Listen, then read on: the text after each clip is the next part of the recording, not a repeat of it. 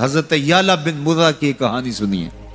فرماتے غزوے سے ہم واپس آ رہے تھے، راستے میں پڑاؤ ہوا تو حضور ایک درخت کے نیچے استراحت فرمانے کے لیے لیٹ گئے، اور میری ڈیوٹی یہ تھی کہ میں تلوار لے کے حضور کا پہرا دوں۔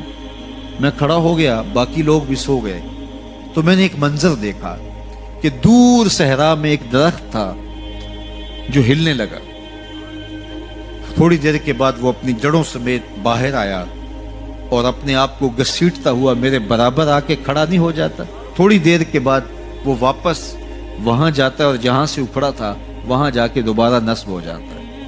میرے لیے بڑے اچنبھے کی بات تھی، لیکن میرے پاس کوئی تھا ہی نہیں کہ جس سے میں بات کر سکوں۔ حضور تھے تو استراحت فرما رہے تھے اور میں حضور کے آرام میں خلل نہیں ڈالنا چاہتا تھا۔ خیر حضور بیدار ہوئے تو میں نے سلام عرض کرنے کے بعد جو پہلی بات کہی وہ یہی تھی۔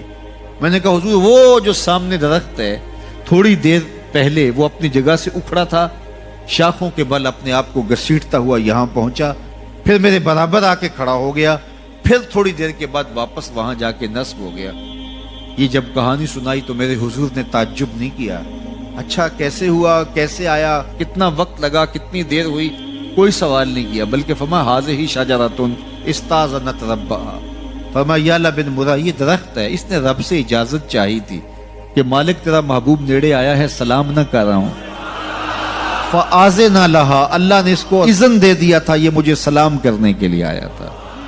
درختوں کے کلیجے بھی تڑپتے ہیں کہ حضور کو سلام کیا جائے۔ وہ کہانی تو آپ نہیں بھول سکتے جب ایک اعرابی نے کہا کہ حضور میں آپ کو نبی تب مانوں گا اگر وہ درخت آپ کی نبوت کی گواہی دے گا، آپ اگر اس کو بلائیں گے۔ تو میرے حضور فرماتے ہیں میں نے کیا بلانا، جا کے تو ہی کہہ دے تجھے اللہ کا رسول بلا رہا ہے۔